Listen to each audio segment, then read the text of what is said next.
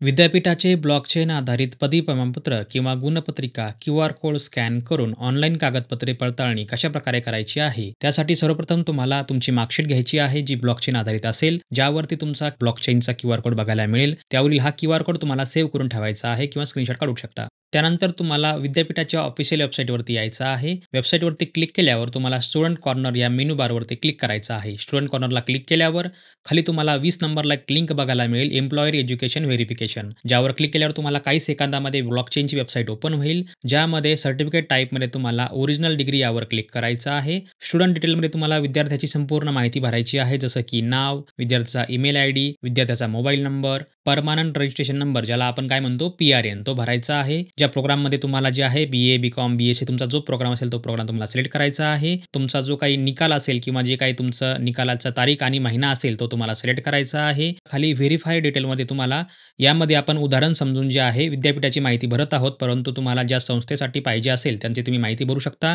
किंवा तुम्ही विद्यार्थ्याची देखील तुम्ही या ठिकाणी स्वतःचं नाव, स्वतःचा मेल आयडी वगैरे तुम्ही या ठिकाणी टाकू शकता आणि त्यानंतर तुम्हाला तुमचा मोबाईल नंबर देखील तुम्हाला या ठिकाणी टाकायचा आहे.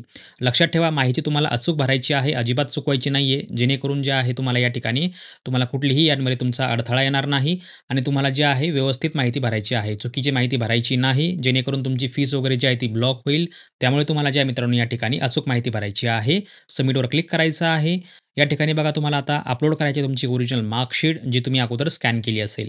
नंतर तुम्हाला जे आहे मित्रांनो त्यावरील जो काही तो क्यूआर कोड तुम्हाला जे आहे सेव्ह करून ठेवायचा आहे आणि तो क्यूआर कोड देखील तुम्हाला या ठिकाणी अपलोड करायचा आहे. जेणेकरून तो व्हेरिफाय होईल. त्यासाठी बघा तुम्हाला सर्वप्रथम अगोदर या ठिकाणी जी आहे चेतावणी दिलेली आहे, की फ्रॉड माहिती किंवा चुकीच्या फाईल अपलोड करू नका. जेणेकरून तुमचं पेमेंट जे आहे ते ब्लॉक होईल आणि तुम्हाला रिफंड मिळणार नाही.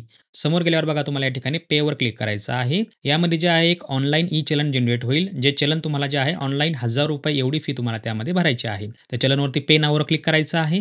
नंतर पारंपरिक पद्धतीने तुम्ही ज्या प्रकारे ॲडमिशन करता त्या प्रकारे तुम्हाला या ठिकाणी जे आहे त्याचं पेमेंट डिटेल जे आहे ते तुम्हाला ऑनलाईन फी भरायची आहे.